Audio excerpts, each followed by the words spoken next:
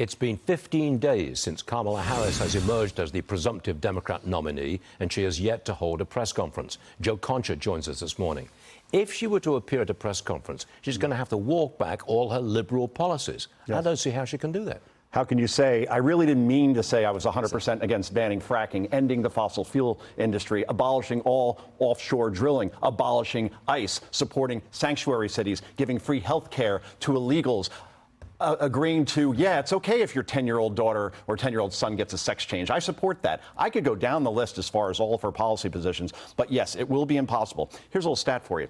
When she ran in 2020, she didn't receive one vote when she ran for president then, because she dropped out, remember, December 2019. In 2024, she's the nominee without receiving one vote from the American public. And now 15 days, more than 2 weeks, and she hasn't taken one question. And the reason why, Stu, is just like with Joe Biden, when you take Kamala Harris out of a teleprompter and take away the scripted remarks, it's clean up on aisle 5, 17, 24, and 28, because she simply does not have the ability to speak extemporaneously. And, oh, by the way, all the things that she would have to defend are indefensible. I don't care how articulate you are. There could be a connection between this sell-off on Wall Street and Kamala Harris in the election, because she's still very much in favor of much higher taxes on corporations. That's something that Wall Street can't handle if we're going into a recession. When was the last time we had a president that actually ran on raising taxes, a Democrat? Walter Mondale, 1984. He won one state. Not saying that's going to happen here, but it's particularly now with this backdrop, with what we're seeing, this bloodbath we're seeing on Wall Street right now, the raising taxes thing is something that she's either going to have to walk back or defend, and again, it's indefensible. It's a very tough one.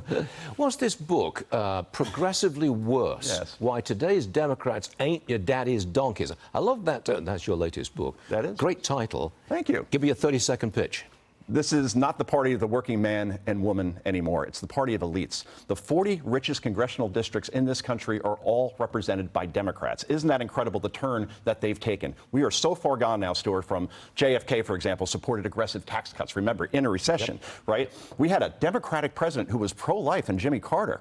Bill Clinton actually worked with the other side to achieve a balanced budget amendment where we had surpluses in the late 90s. Unthinkable now if you're a Democrat. And Barack Obama was known as the deporter-in-chief because he actually had a DHS secretary in Jay Johnson who enforced the law and did his job.